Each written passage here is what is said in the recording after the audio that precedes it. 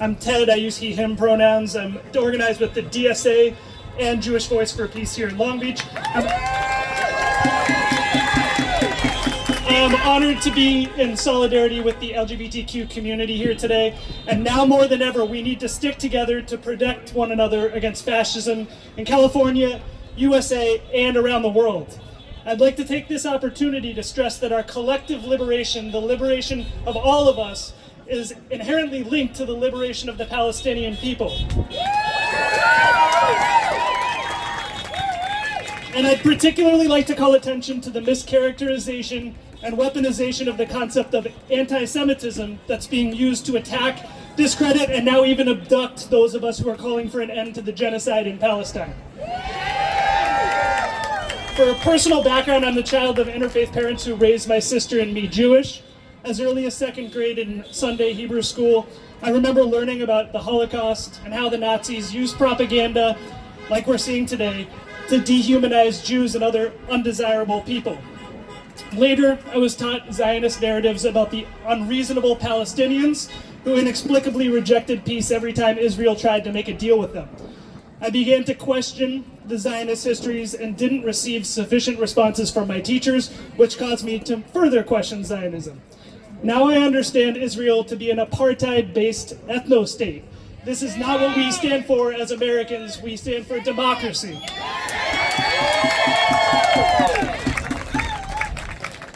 When Israel bombed Gaza in 2014, I went to my first Free Palestine rally. I got pushback from Zionist friends and family, both Jewish and non-Jewish, along with accusations that I and the people I was marching with were anti-Semitic. I believed that many of those accusations were based on ignorance and a lack of recognition of Palestinian humanity in Western media. During the Israeli bombing campaign of Gaza in 2021, I read an Anti-Defamation League study that claimed to have found a rise in anti-Semitism online. I read their methodology and saw that they considered anti-Zionist and pro-Palestinian language to be hateful towards Jews, which I understood to be untrue. At that point, I realized that many of the anti-Semitism accusers are cynical.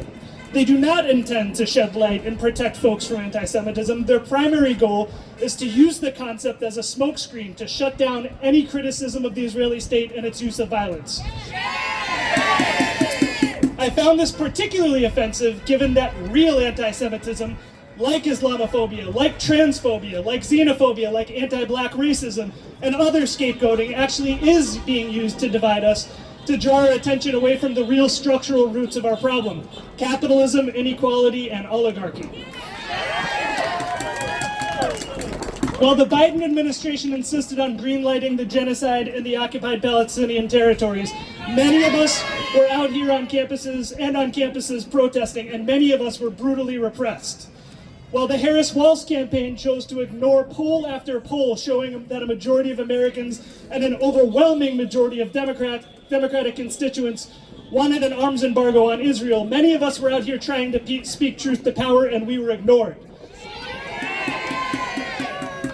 Now, as the Trump administration continues to support imperialist ethnic cleansing abroad and is beginning to ramp up political persecution at home, we will continue to fight for justice.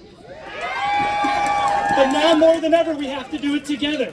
At the time when the Trump administration is attempting to violently erase the visibility of the LGBTQ community, in particular our trans comrades, neighbors, friends, and family, at a time when the state is increasing violence by ICE and Homeland Security towards those of us who don't have certain pieces of state-issued paper, at a time when our comrades are being abducted from their homes for their political views, we need solidarity more than ever.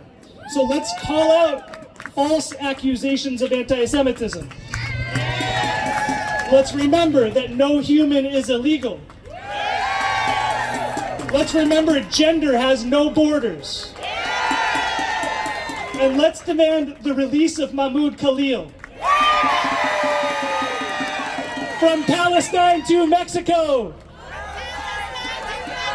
Border walls have got to go. Border walls have got to go. From Palestine to the Philippines. From Palestine to the Philippines. And the U.S. war machine. And the U.S. war machine. Thank you.